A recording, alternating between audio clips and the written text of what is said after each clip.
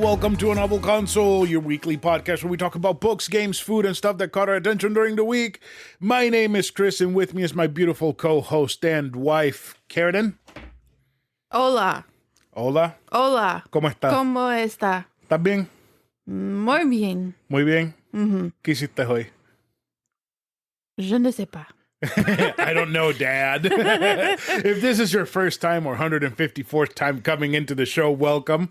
We're glad you're joining us for an episode of A Novel Console. We hope you stick around, have some laughs, and maybe find some new things to enjoy. If you want to reach out to us, you could do it on our socials, which is basically at A Novel Console on every platform, or you can email us directly at anovelconsole@gmail.com. Or if you would like to support us, you could do it at patreon.com/novelconsole, like our beautiful patrons do who pay for our hosting, which gets charged tomorrow. And that's why you're getting a special episode this week. On Monday, we're recording after work. Shoot me. Tell your part so we can talk. You should tell your friends about the show, because sometimes when you do that, they listen to us and then they're like, why do you listen to these dudes? And then you should leave us a review wherever you can, because they help us be more discoverable. And if you would like to join our Discord that we have and have had for a little more than a year now, just go to our Twitter and look for the pinned tweet, or send us an email saying you want to join. Sorry, I'm on Monday mode and I'm tired as fuck. But I'm high energy. Let's do this. Yeah. All right. So I know that we just released on Monday our first Etovania month episode. Spooky. We're taking a break this week. Well, not taking a break. We're breaking the month. I think it's Friday. It's probably Friday right now. When you're going to drop it? Yes. Okay, I was about to say you're not going to drop it on Monday. We're right? not stopping Etovania month. This is a bonus. This is a bonus episode. Yes, bonus not on Patreon. Yes. So all of you people who are not patrons, be grateful. All of you people who are patrons, thank you for continuing to pay for our hosting.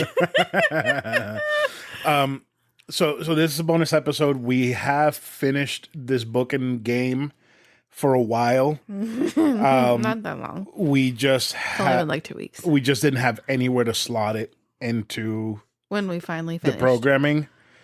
So we're doing it now. Yay. So we can do this, and then eventually in November you'll get another backlog. Of Doom. Maybe this month if we feel like it. I doubt it. It'll have to be an extra episode. Yeah. So we'll slot in. Maybe we could do it early. Oh, that seems kind of pointless. And just put it on Patreon. So episode only on Patreon and voting only on Patreon. And then it can go to the public in November. So all them bitches who are not on Patreon then get to be like, damn, The problem is didn't get early access. that for some reason the algorithm and people really love the backlog episodes. The backlog. The backlog episodes. I wonder why. They love those episodes. Like we have like the backlog of Doom Part 1 Audience participation. still getting listens like crazy. So Speaking of audience participation in Horror Month, have you ever seen Rocky Horror? no. We should watch Rocky Horror. Mm, We should see if anyone is like showing Rocky Horror, like with the whole audience participation bit going on. that doesn't interest me at all. It interests me a lot. So yeah, so what I was saying, no, I like where you're going, and I like your idea, but it wouldn't be great for analytics. It would be actually very bad. I thought you were talking about Rocky Horror. No, I'm talking about releasing the backlog episode. Okay, on never Patreon mind. only. Sorry. Yeah, I like that idea. It wouldn't work. It would be awful for our listens. So I had one more thing. Right. The giveaway for the year of shit, what's it fucking called? Discord? Yes. Yes. I completely forgot about it. I was stuck thinking on what to give away, and I finally figured it out. Pikmin 4. I'm giving away Pikmin 4. You're giving away a psalm and a prayer. A psalm. Or just do both. Okay. Psalm and a prayer. Okay. A psalm for the Wild built. and a prayer for the Crown shy. Crown The shy. crow. I thought it was crow. A prayer for the crow. We will be making the post later on this month. And Man, I feel like I'm on crack right now. letting people exactly know how to subscribe. Uh-huh. Because I think I want to do that thing that I had told you about where it forces people to leave reviews on Apple Podcasts and all that Yes. stuff. Once we figure that out, we will put out the official rules on how to enter, and we'll go from there. Depending on how things go, we might throw in a little something extra like stickers and whatnot and go from there. So, Okay. Ready for book talk? Ready. What time is it? It's time for book talk, bitches.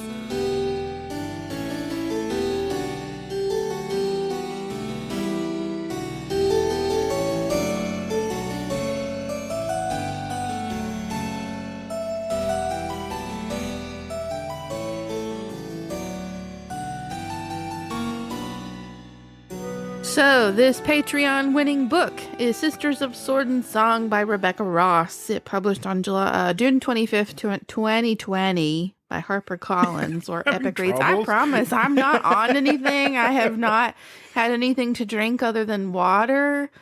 I did babysit my boss's kid for the last hour and a half of the day. I think that fucked me up a bit. that might have done it. It's great because he planted him next to me and he's like, you sit next to Miss Carradine. She loves kids. And I'm just looking at him like, you fucking kidding me? I'm aboard him. Oh my God. Okay, so just to give you a refresher, here is the synopsis of the book. After 8 long years, Evadne will finally be reunited with her older sister Halcyon, who has been proudly serving in the Queen's army. But when Halcyon appears earlier than expected, Ava knows something has gone terribly wrong. Halcyon is on the run, hunted by her commander, and charged with murder. Though Halcyon's life is spared during her trial, the punishment is heavy. And when Ava volunteers to serve part of Halcyon's sentence, she's determined to find out exactly what happened. But as Ava begins her sentence, she quickly learns that their fate's much worse than death. From the author of The Queen's Rising comes a thrilling YA standalone fantasy about the unbreakable bond between sisters.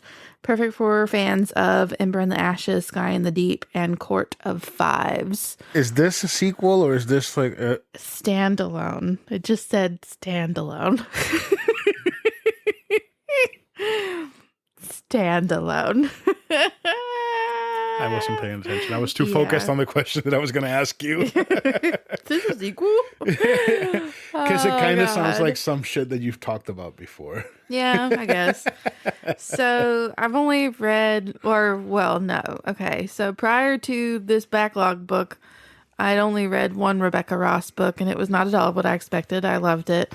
Then I read Divine Rivals, which is Rebecca Ross, which I finished a little bit before I finished this one. You talked about it on the show? I think I mentioned it. I didn't like doing it in depth. On a read in place?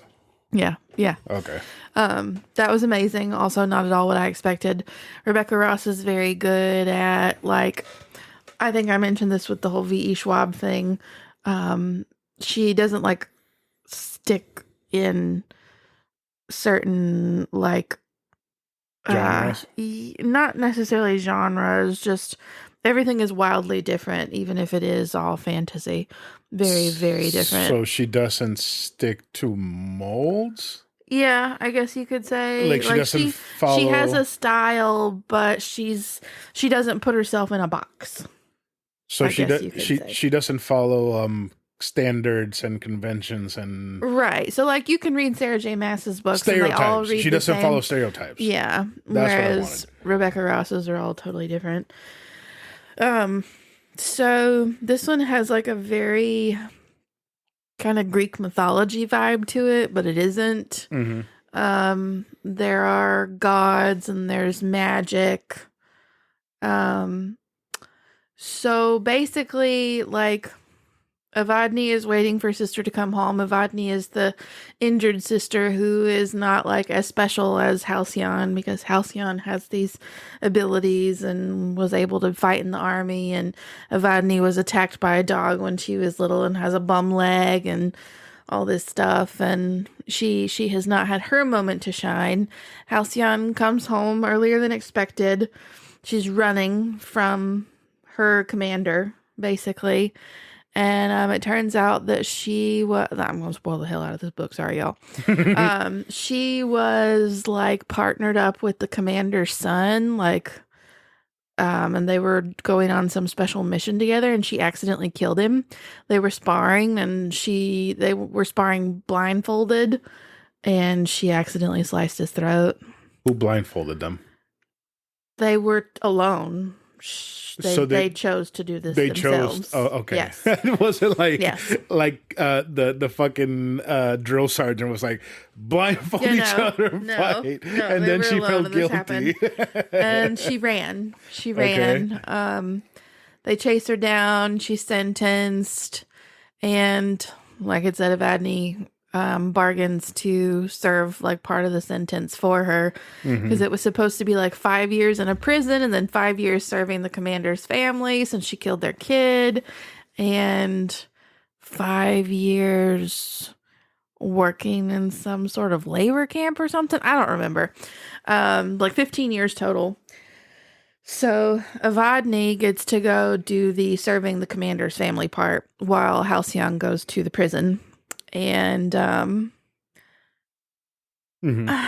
don't know, like I kind of expected with the way that the son Xander was killed that he wanted to be killed. Like I was like, oh my gosh, he totally walked into her blade like he was just committing suicide.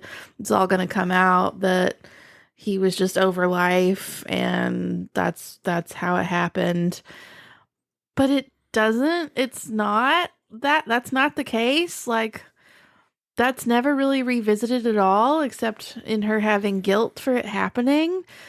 And she has this really weird relationship with the commander where he like forgives her, and he thought of her as his daughter the whole time. I'm like, this just isn't adding up to like where I saw this going, and I don't think I'm terribly happy with how this is going. Because like I like to be surprised, but I just didn't feel like that was, I don't know. It was very anticlimactic for me. And then so Evadne, she winds up befriending the younger son of the commander, who is a mage, and mages like lose their ability to write when they get their magic. So they have to have scribes to write down their spells. And he's like, you're not going to be my family servant anymore. You're going to be my scribe. So Evadne, instead of like serving that servant part of Halcyon's sentence, becomes this little brother's scribe. And they discover that Halcyon, that Halcyon and Xander, the one she killed, were like on this epic mission to find relics of the gods so that they could save the queen from this evil mage woman who's trying to take over the kingdom, who is also conveniently the sister of the commander and little mage boy's aunt. This just seems so complicated. Complicated, but not at the same time. It feels like it has a lot of layers for the sake of having layers. Yeah, that's a good way to put it. That's a really good way to put it. So like they go on this little mission together, and it's cool because Evadne's finally getting her moment to shine and all this shit. And I don't know. The more I think about it, the more I feel like I should lower my rating. I ultimately gave it 4 stars because I didn't dislike it, but the more I think about it, the less satisfied I feel. Like it was over and I was just like, I feel like nothing really happened. Like it was all just a bunch of story. It was like Death Stranding. No climax, no real intense climax. I don't know. It's I don't know. No, I have no idea. And I don't know that I would say that it's all that much a story about the unbreakable bond of sisters. Like, yeah, they had a strong bond, and yeah, Evadne sacrificed for Halcyon, but like also at the end of the day, she didn't have to sacrifice that much. Neither one of them had to sacrifice that much because they both got out of their sentences pretty quickly.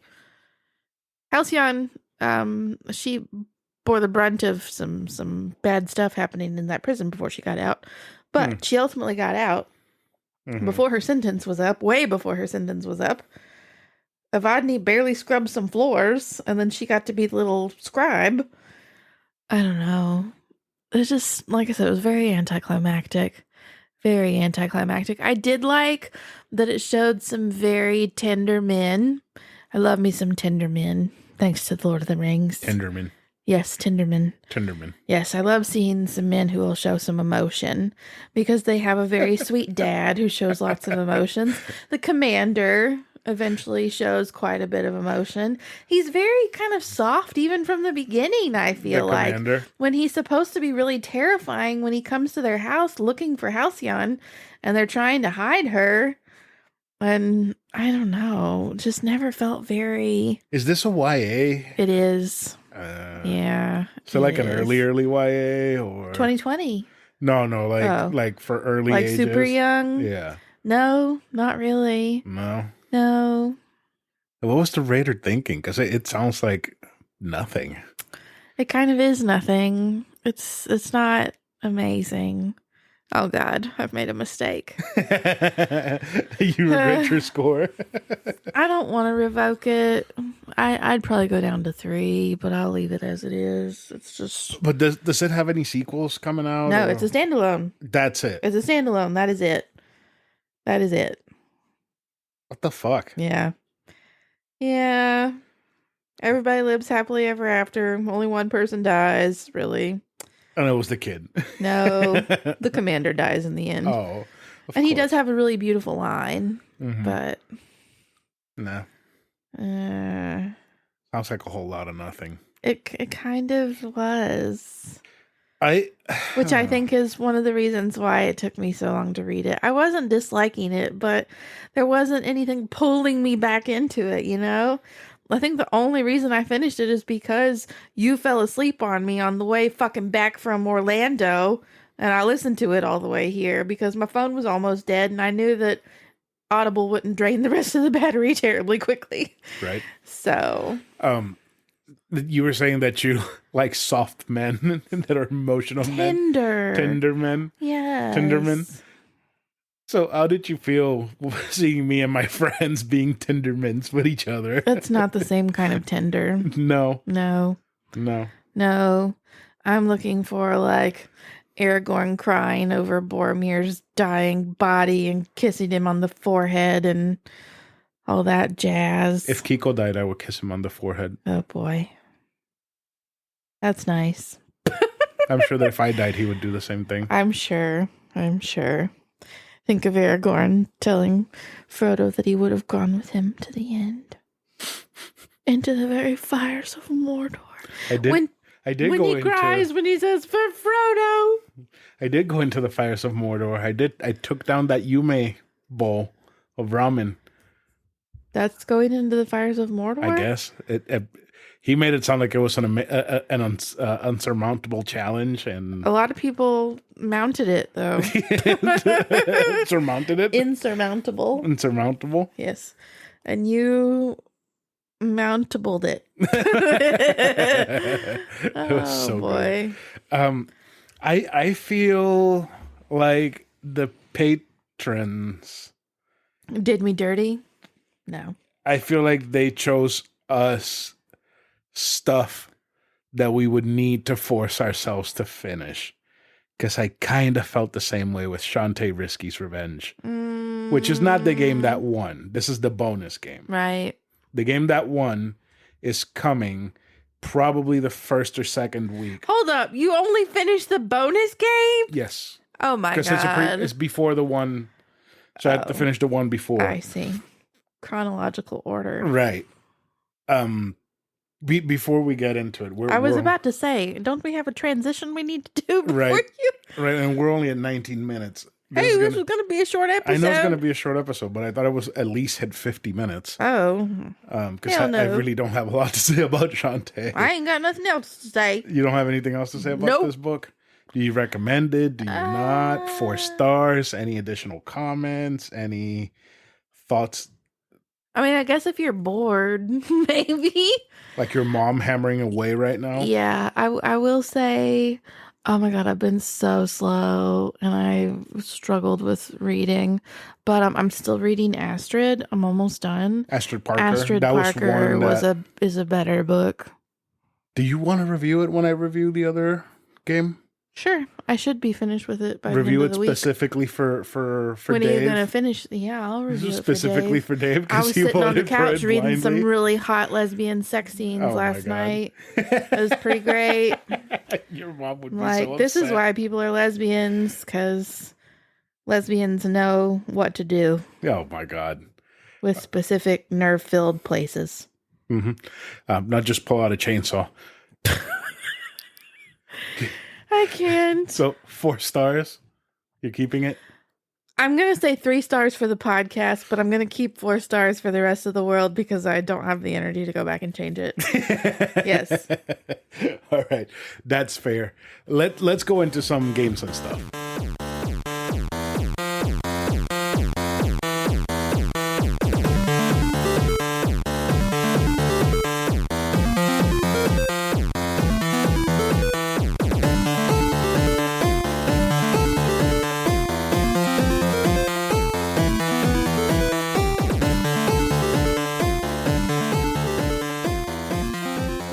All right, for this week's game, we have Shantae, Risky's Revenge.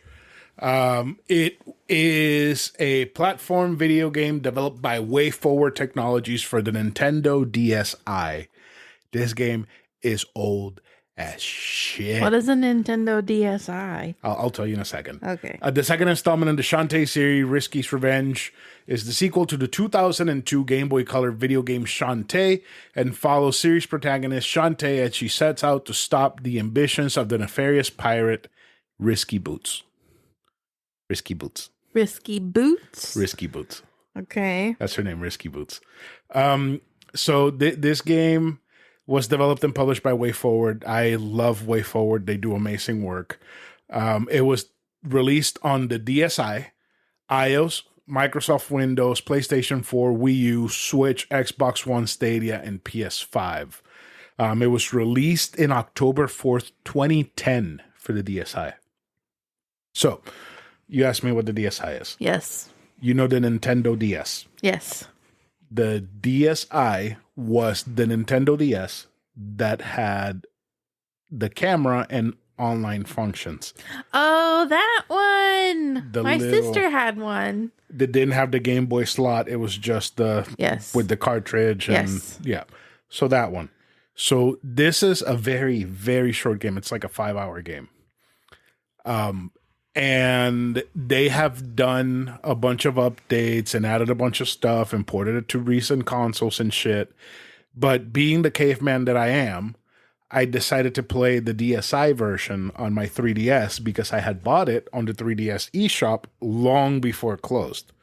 And I had started it and I liked it. And then I played it and I liked it less. Oh boy. So you remember back in episode 3, 3 years ago, I fell in love with Shantae. Yes. With the first game. Yes. It was beautiful. Girlfriend. Amazing. Mm-hmm. Look at Shantae up there being all belly dancy next to Spyro. Yes. Right? This game, I love the way it looks. I love the way it plays, the way it moves. I fucking hate the map system. Oh boy. One, because it doesn't have a map to start with. And when you do find a map and you buy the map, it just tells you how, not even how to get, but like it gives you like an outline more or less of the entire world map.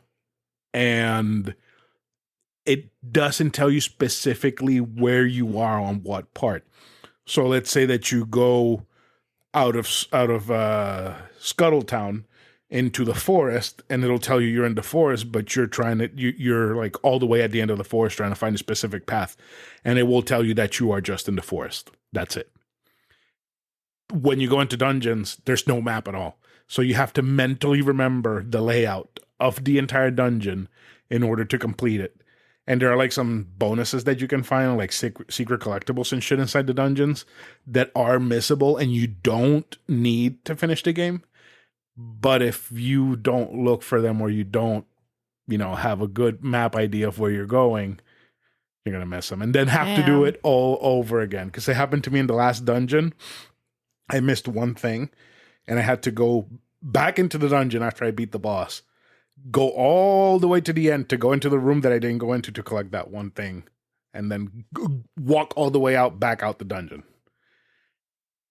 It took me forever to finish this fucking game. It was 5 hours long. You know how long 5 hours is? It's a ride to Orlando. It's sitting down on the couch for the afternoon. Yeah. It's nothing. It's nothing. And it took you forever. It took me like 3 weeks to finish it. Damn. Like when we went to Boston, right? I was like, we got 4 hours on the plane. What's it, 4 hours, 3 hours? No, it was like 2.5. 2.5 hours. We got time at the airport where we're sitting down. I'm going to force myself to sit down, play this game, beat it. You didn't do it. What did I do? I played Time Crisis on the Steam Deck. I didn't want to play it. Like, it wasn't pulling me. And as much as I love Shantae, I really, really couldn't get into it. And it was because of the map thing, because I felt like I was getting lost when I shouldn't have, because a map is not hard to do. I could have done one manually, but I shouldn't have to do that while I'm playing a video game, because, you have two screens. You have one of the screens be your fucking map. Right. I don't know if they added a map or better functions or whatever for the PS4 and Xbox One and Switch versions of it, which I have. I even have a physical version of it for Switch for the Director's Cut edition of it that I could have played and I didn't.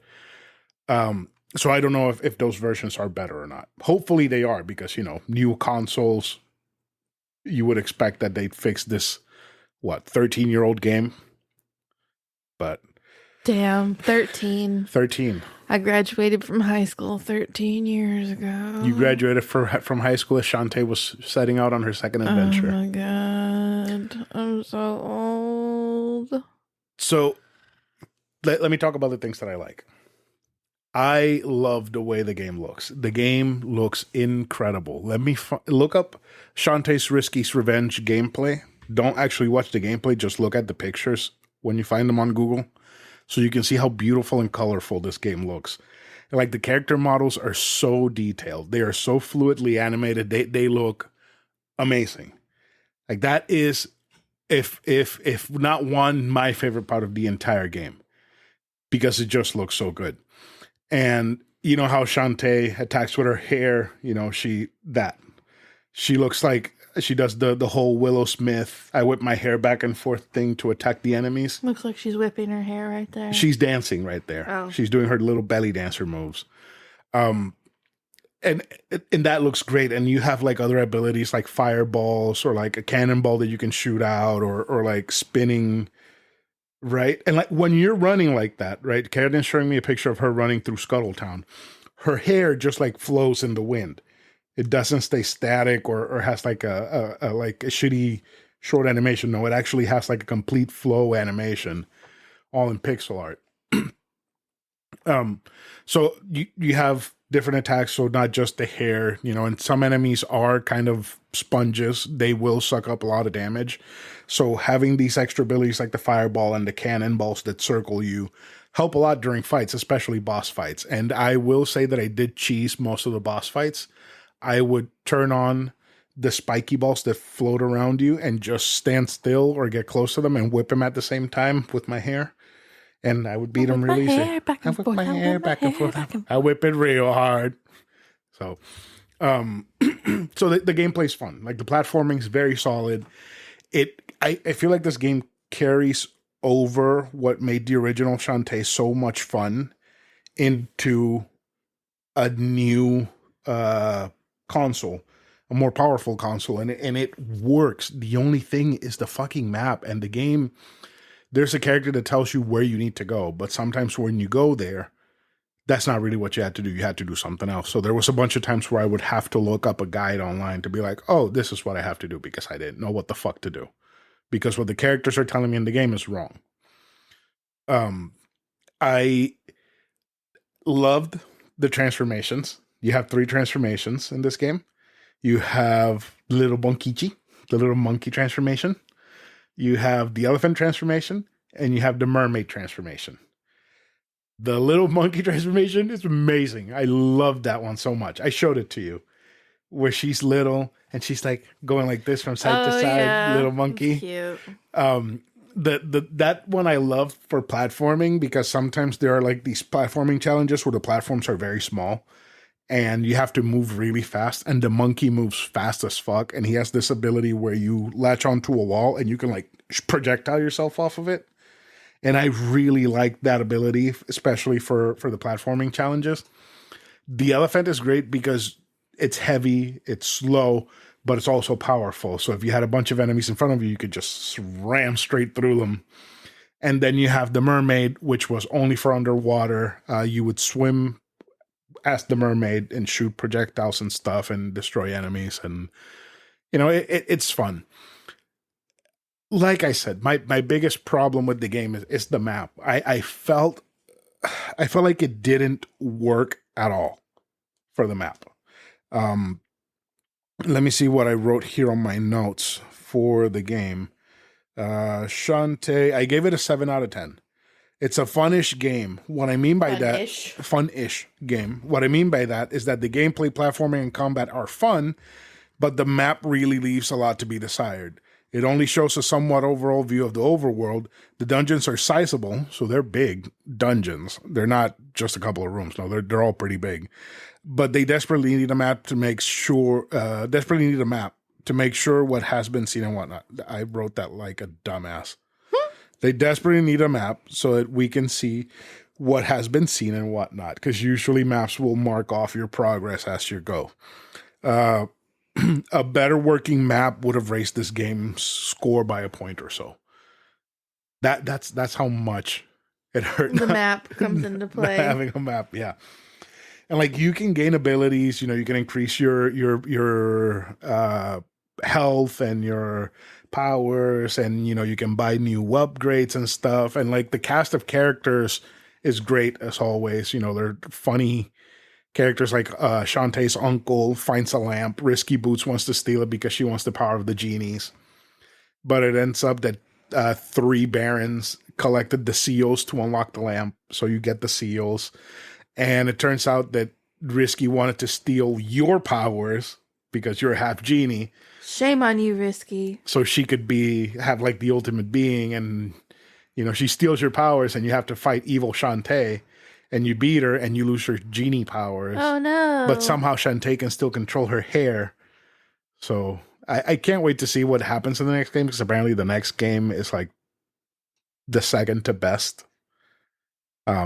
If it has a map, it beats this one by a fucking mile. So yeah, it really, really was a struggle to get back to it. You need that map.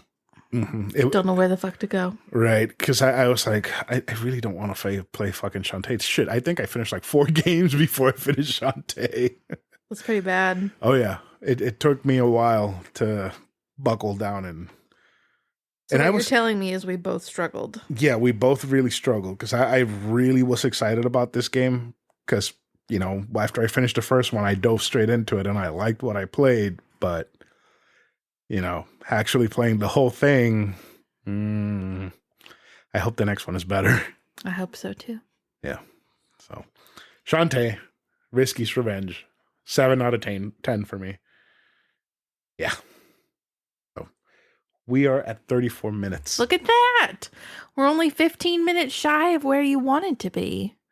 Is there anything you want to talk about, say, to kill some time? No. No? No. Really? Really? Are you excited about Etovania month? I am. Yeah. Oh, yeah. Yeah. It's easier to read than a full-fledged novel. Tell me about the books you're getting. The books I'm getting? Oh, yeah, tomorrow we're going to go to Barnes & Noble. Tuesday. Because there are a lot of books coming out that I want, but we're only going to get 2 for right now. One of them is Lore Olympus Volume 5. I'm so pumped. And Throne of the Fallen by Carrie Maniscalco. It's like an additional story to her Kingdom of the Wicked series. So I'm pretty pumped for that. And I'm getting Barnes & Noble exclusive editions of both of them because they are so fucking beautiful. And if I'm as extra as I have been so far with Lore Olympus, I will eventually get the non-exclusive edition too. Because what's you've never talked about Lore Olympus on the show, have you? have I not? I don't Really? think so. So Lore Olympus was a webtoon. It started as a webtoon. It's Greek mythology retellings. Do you remember all the people we saw at DragonCon that I pointed out to you? There was a whole group of them at the night at Bree. They were in like fancy white outfits and they had their skin painted different colors. Like one of them was purple with a purple wig. One of them was blue. There were a bunch of tall girls. One of them was hot pink. There were like 2 guys. There were lots of Lore Olympus cosplays. Because I remember... any people painted colors of the rainbow. I just figured they're Steven Universe. They were probably Lore Olympus. There were a lot of Lore Olympus. Because there was when we were at the night in Bree and we were about to leave, there was a group of very tall girls, all in like white stuff with colors painted on their faces. Yeah, they were all Lore Olympus people. Okay. Yeah. They were with at least one guy who was Zeus. Oh. Zeus is purple. Oh. Hades is blue. Persephone is pink. Who's red? Who is red? Minthy, or however you pronounce her name. I don't know. I'm not up to speed on my Greek mythology the way I should be, so I'm probably butchering her name. Minty. Minty Fresh. I don't know. I'm trying to think of the colors of other people. Like, do you want to read the whole thing all over again and give a class on it? No. I don't know. No. Maybe. But anyway, it was a webtoon. So like people like Carmen have already read the whole thing and now they're coming out with these physical copies of the books. Of the webtoons? So, yeah, of the webtoon in book form. So you have people like Carmen who are just buying them because they've read Lore Olympus online and loved it. And then you have people like me who didn't know that it existed it started popping up all over Bookstagram when the books started publishing. And there was just one day, I think it may have been that first year that we managed to hit the hardcover sale the day after Christmas. And was like, why the hell not? Picked up that first one. I've been hooked. I think that's the only reason I am currently enjoying a Hades and Persephone story that I'm reading, because it's very poorly written, but it's giving me the sex that I'm not getting in Lore Olympus. So I'm just like picturing them as my Lore Olympus Hades and Persephone, and it's giving me life. Okay. Even though it's not so great. That's interesting. It's called A Touch of Darkness, if anybody is curious. Okay. This week, Assassin's Creed Mirage comes out. So, you know that I played Assassin's Creed Odyssey. Yes. And I loved it. Isn't that the one I waited in line for Thanksgiving? No, that was Origins. I hated that one. Oh, great. Yeah. You're welcome. That one fucking sucked. And then I went to have dinner with your poor family, who I did not realize was in crisis. Literally everyone was at the hospital except your 2 aunts, I think. No, one of them was at the hospital. Yeah. Oh my God. It was a mess. So I loved Odyssey. I played Valhalla and it was a fucking mess and I didn't enjoy my time with it as much as I wanted to. But I bought it full price and I regret doing that. I bought it from Cybertron, so I don't regret that part because Cybertron needs money. They deserve money. But the new Assassin's Creed comes out this week and they're going back to the roots of the original Assassin's Creed games. So no more RPG elements, no more 200-hour story campaign that goes nowhere because it is an inane mess of random stories that don't have to do anything with each other. It's back to its roots. So I am cautiously optimistic about it because I loved the original Assassin's Creed games. You know, they were open world stealth games where you had to be quiet to stab people in the throat with your hidden blade that was in your wrist.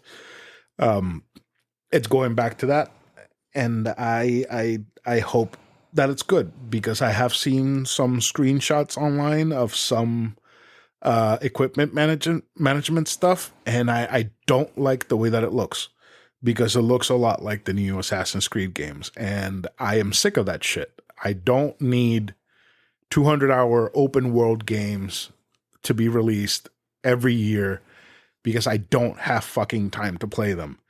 And if I cannot finish this game by October 20th, it's October, right? Yes. Yes. That's why we're doing horror month, silly Right, goose. right.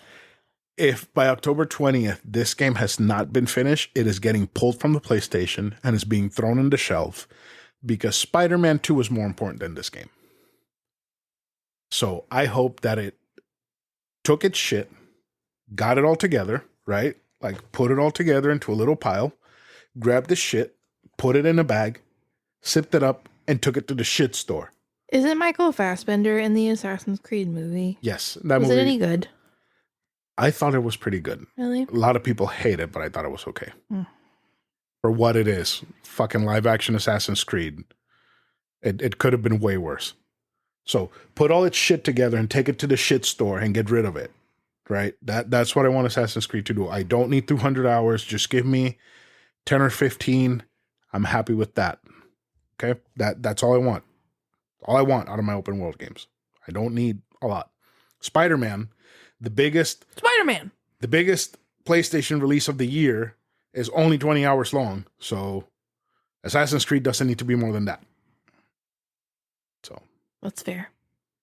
So yeah, we hit 41 minutes. Look at us. We're closer to eating up that hour. We're getting our money's worth.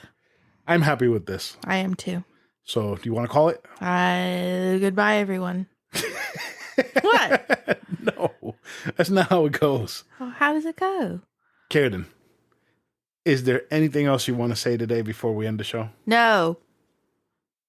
Why are you being so hostile? I don't know. I want to go read my book. I know. I want to go play my video games. Anything else you want to say? No. No. Shut the fuck up, bitch. You want to say goodbye to everyone? Goodbye, everyone. Goodbye, everyone.